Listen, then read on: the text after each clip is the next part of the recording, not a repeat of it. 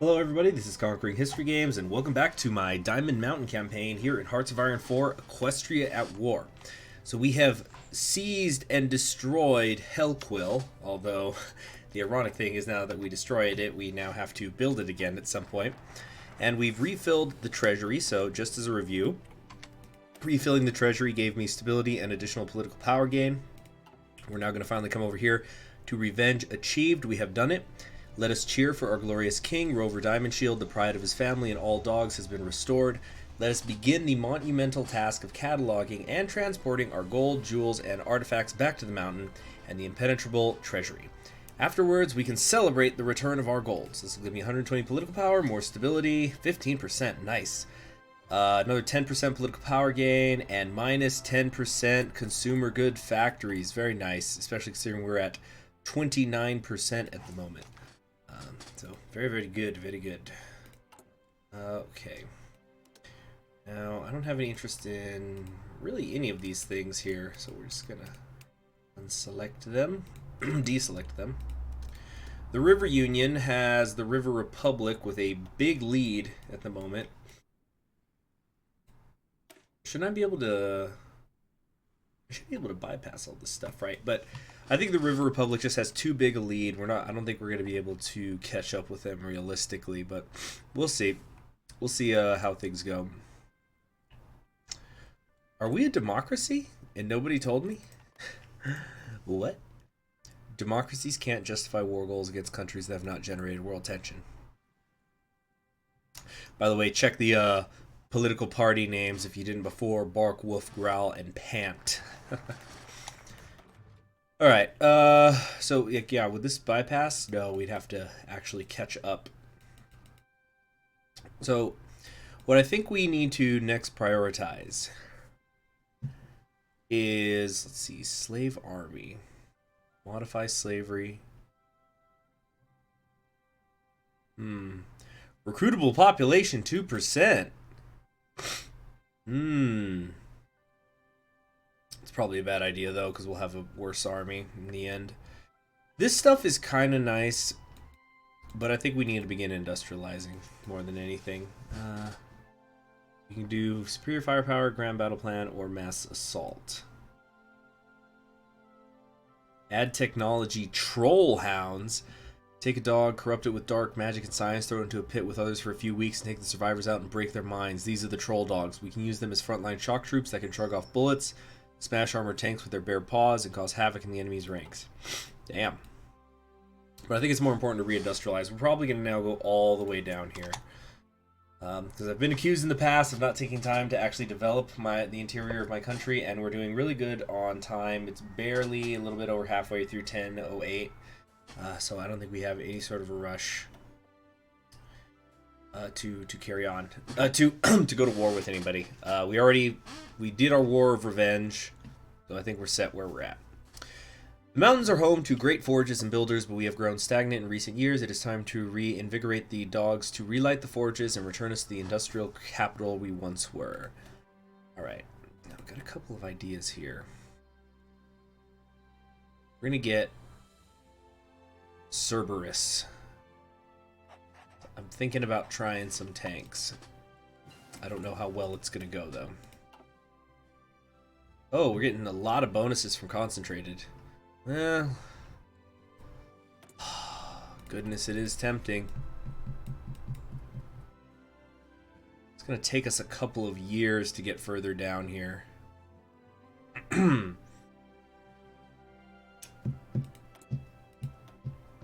Let's yeah, the research time, it's such a huge discrepancy. I've got to do it. Concentrated industry it is. It's been a long time since I did concentrated industry. Now, as far as infantry equipment goes, we're a couple years away from fixing our deficit in regards to that.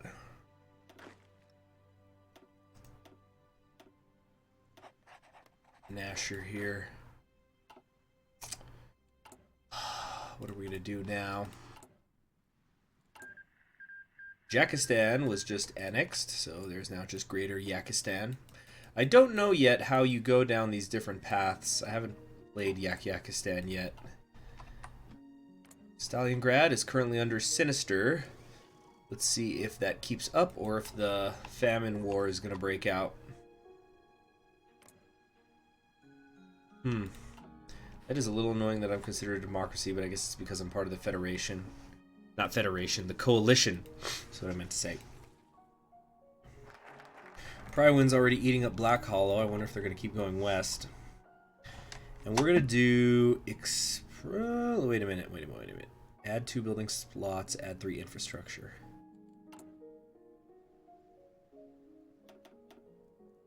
Okay, yeah, let's do that. All roads lead to the mountain. It's the center of our realm. No matter where you are, you should be able to get there. Yeah, we'll do that. Whoa, pause, please.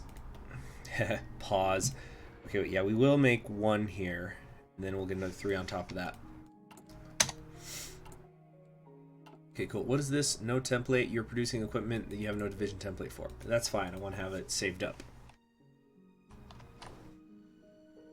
But what is going to be next on the agenda? I was told that delving deep would cause something bad to happen. I guess it was nothing after all. La la la la la. And looks like we're going to be picking up at least a couple of decisions as we make our way down here. Yeah, there's a few. Oh, it looks like we won't be able to rush this because it says here, unlock decision, modernize society. But then over here, it says, we gotta have more than 25 factories. And we have to have an outdated industry in modern society. What? Or we have to have one or the other.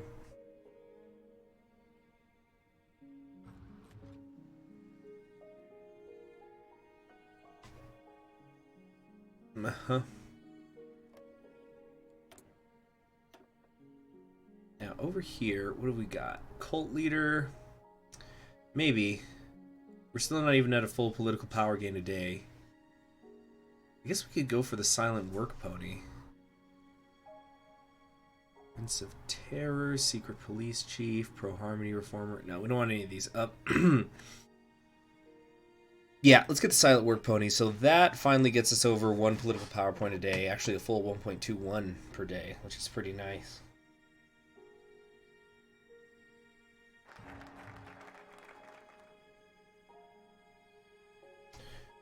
All roads are leading to the mountain. Time to rebuild the lower quarters. The lower quarters of Diamond Mountain has been in ruins ever since Hellquill sacked the city. It's time to finally rebuild those old halls and make them fit for any dog. This will fix the poverty a little bit. And we'll also have a decision unlock tackle the poverty program.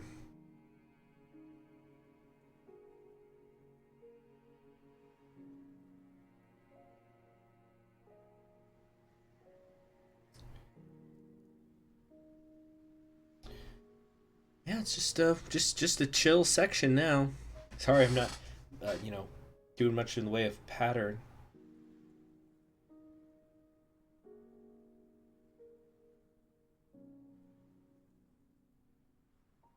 Okay.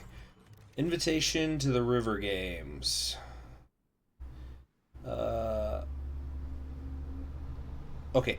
You have been invited to the River Games, the premier athletics event of the Riverlands, held every 4 years. This year's games are to be held in the River Republic. Traditionally, most nations of the treaty have attended, and there is strong popular interest in the core events of sprint, sailing, jumping, javelin throwing, and fencing. If we go, we'll get political power. Yeah, of course we'll go.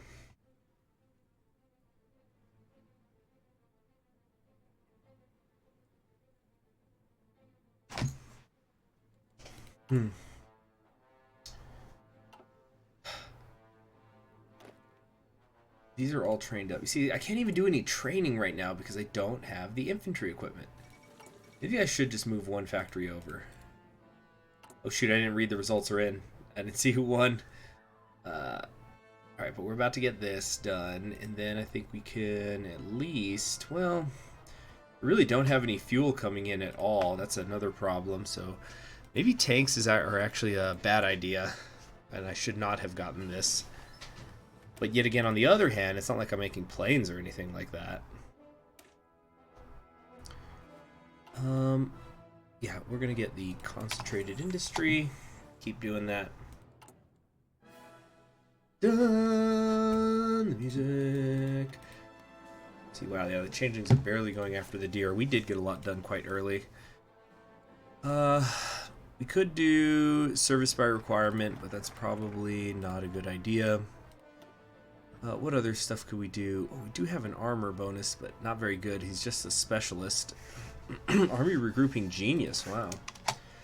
Oh, I need to choose which one of these I want to do. So we can expand the craft forges, and this leads to aluminum, or we can expand the war forges, and this leads to oil. Don't I already have aluminum? Or aluminium? For my UK viewers. I have neither. I don't have oil or aluminum. But... Oh! Sorry, I hit my leg on the desk. I'm alright. Oh, felt like my kneecap was going sideways. Ouch. So, I'm okay. I'm not crippled or anything, but anyway, there's what's closer? I could, like, if I attacked the fir tree villages up here, I could get some aluminum. And I was just saying how, oh man, maybe I don't have oil. Although it might not matter either way because I'm just gonna run down past it. So I think then fires of industry, this is gonna give both. I guess we may as well do the military factories since I am still putting stuff into consumer goods and whatnot. Actually, no, that doesn't work that way. But I want the oil at some point. The war forges make the finest swords and muskets money could buy. We should encourage them to expand their operations. Going into the Diamond Mountains, of course.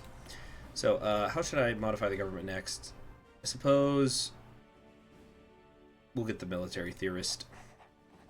Because that'll also help me. Yeah, I think this was a great little addition where you can get the, you could spend army experience on your doctrines and stuff, and navy experience for your navy doctrine, and so on and so forth.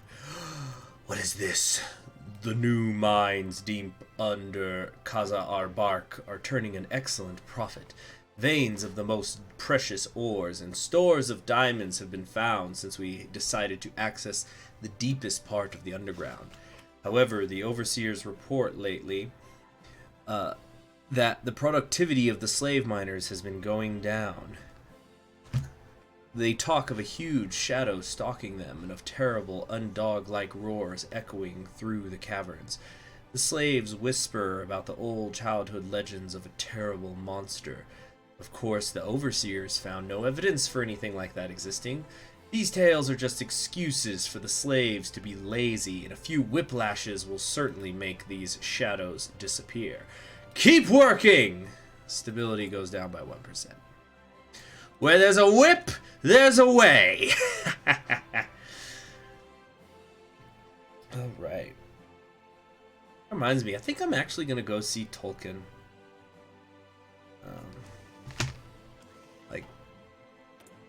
I was really on the fence about it, but it's been winning me over. Like, I've watched the trailer, and I just know it's going to be one of those movies that's going to make me feel emotions and whatnot, because I know what happens. But it could be interesting. And sometimes it's good to just go see an artsy film.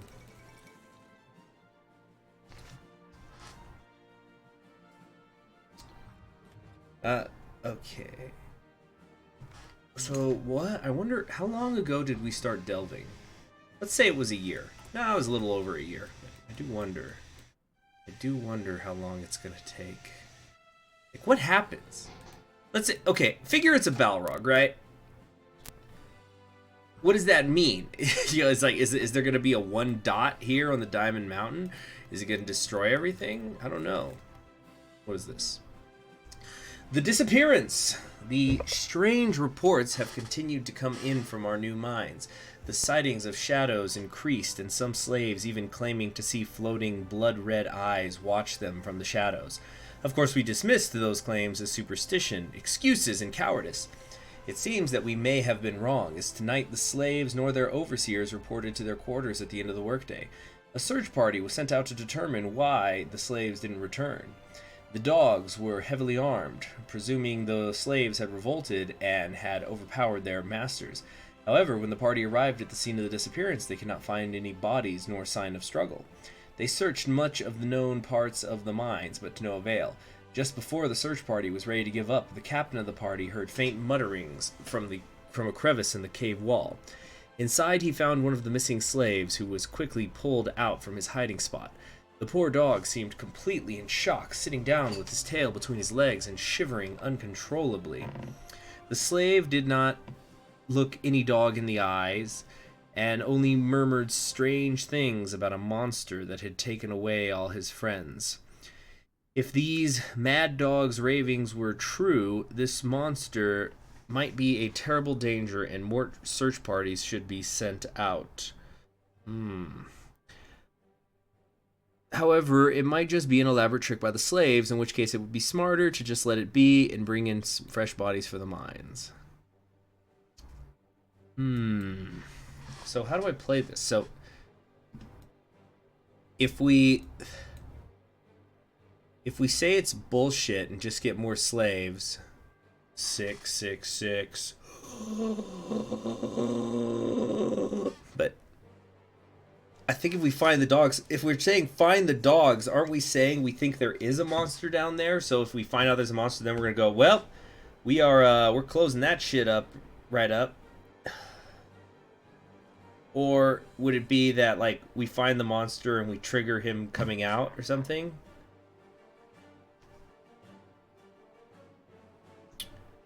I don't want to take political power hits.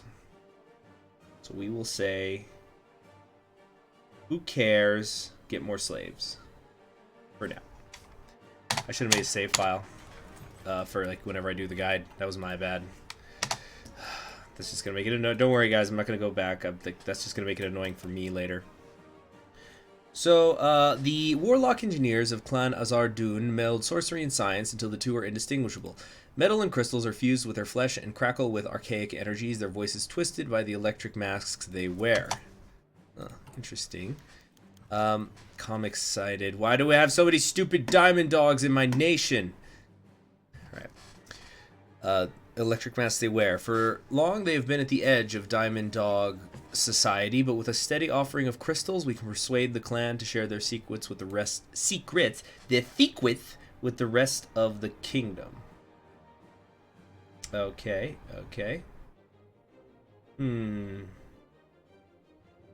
The warlock engineers of Clan Azar-Dun meld sorcery and science until the two are indistinguishable. Metal and crystals are fused with their flesh and crackle with archaic energy. Oh yeah, I already read that. What am I doing? But I was thinking I need to do that. Oh, I've got like space brain today. Industrial concern. Let's grab the industrial stuff. Okay, but this is gonna also fix up the illiteracy. Oh yeah, didn't we have decisions that we opened up somewhere? No, did I just imagine that? Courage and reading classes. Oh yeah, wasn't it the lower quarters thing?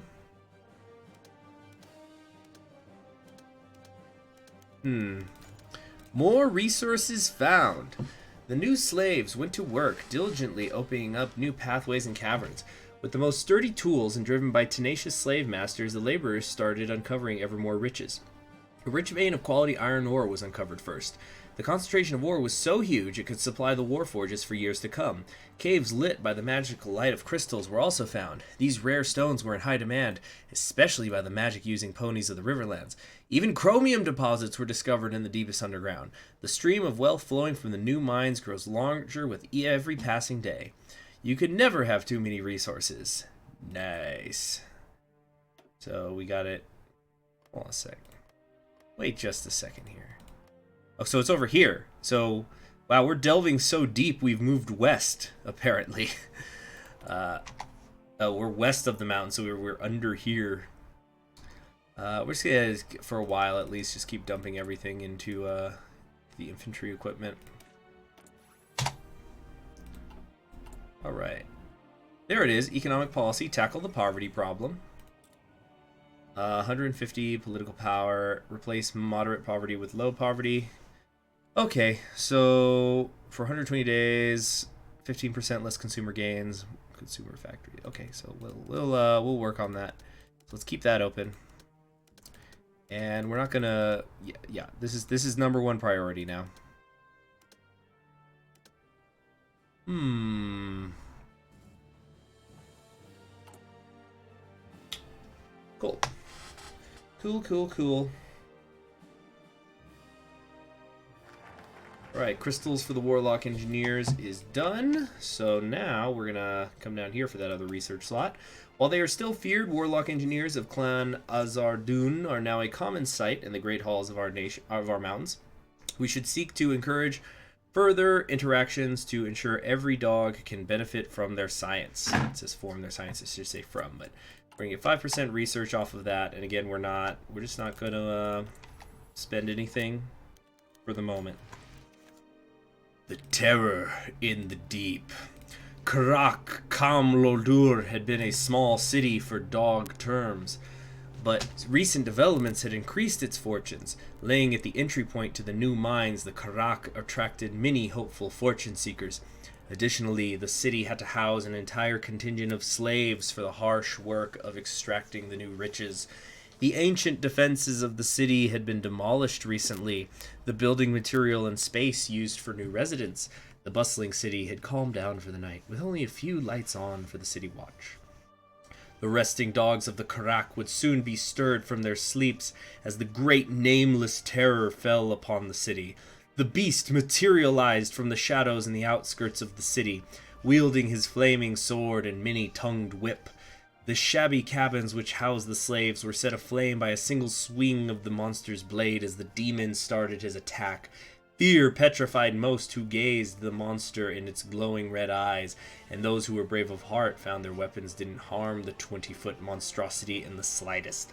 The shadows and flamed swords cleaved through the inhabitants of the Karak with terrible purpose, the flames and chaos causing mass panic. Its whip scorched any dog who tried to flee from the demon.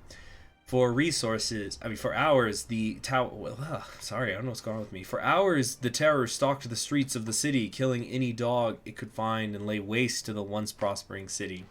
When at daybreak the demon finally retreated into the shadows, Karak Kamlodur was a smoldering ruin and a tomb for thousands of souls. The warning was clear.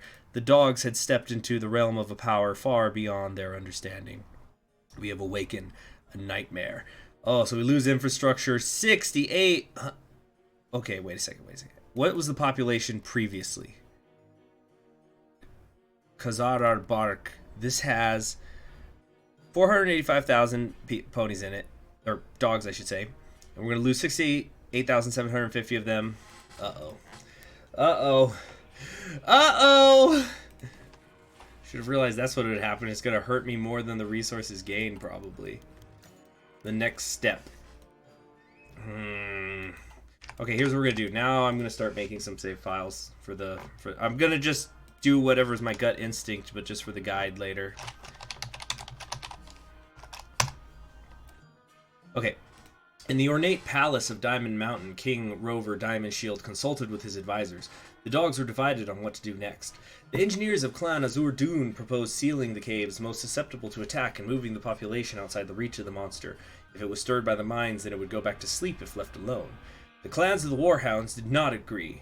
They argued the army could easily take care of what was in fact just one enemy. Finally, the king's daughter, Princess Molly, had another idea.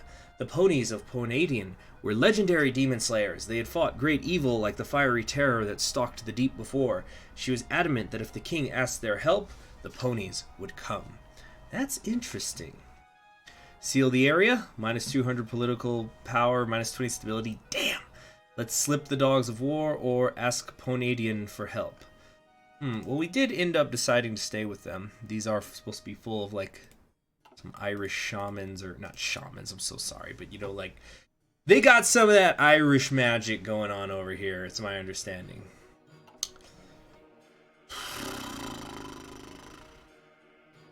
Let's ask them for help. I want to see what happens. If I had decided to go lone dog, then we would have said, we'll do it ourselves with the army.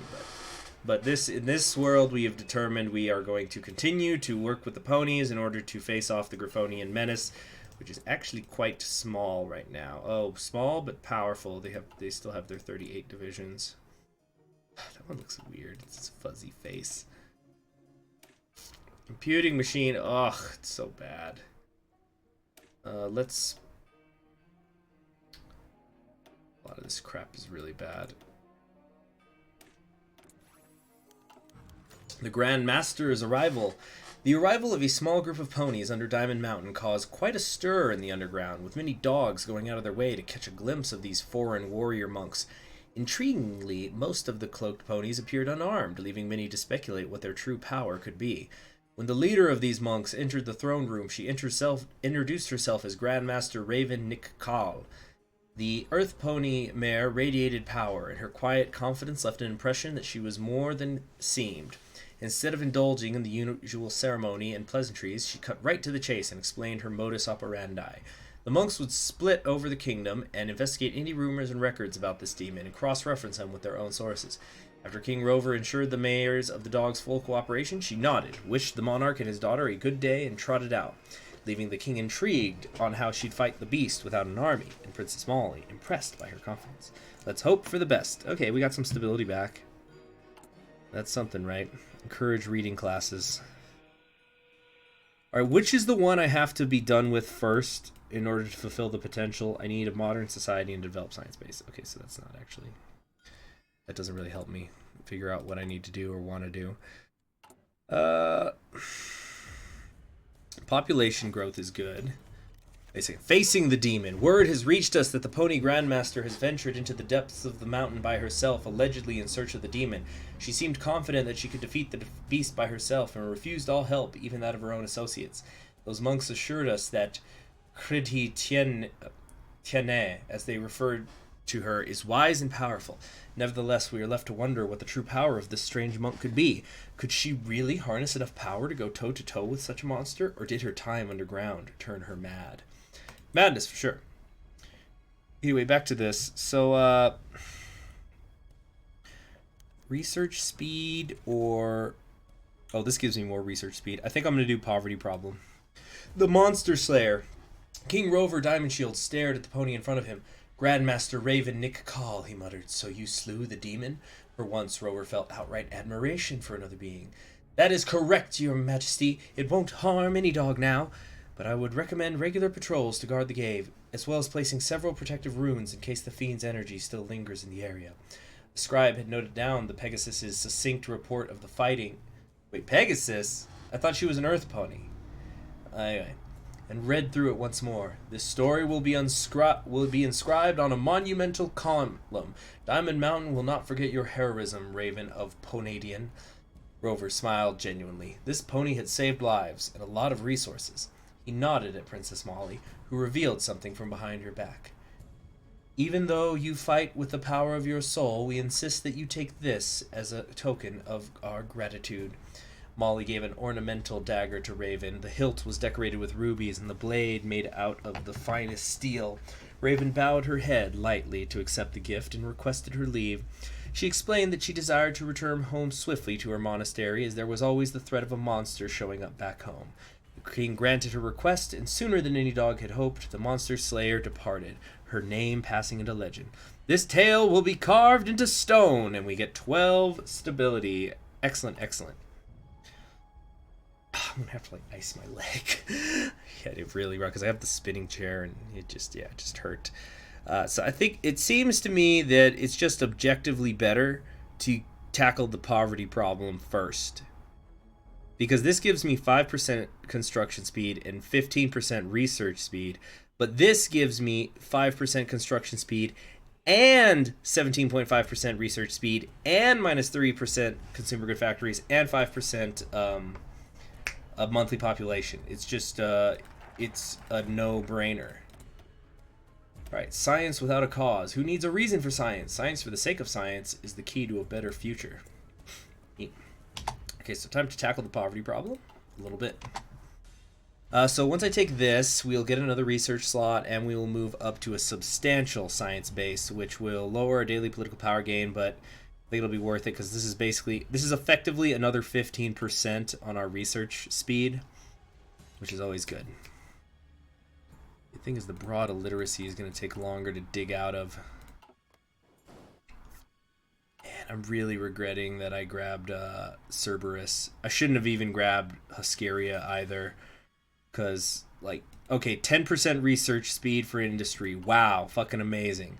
I should have saved that because then I could take something like encouraging reading classes, and then it's just a flat 15% for everything. So I screwed up here. My bad. But I think we're going to call it a day there now. Yeah, and so thank you for joining me. I'm Conquering History Games. Things are... oh, wait a minute. Let's just... Let's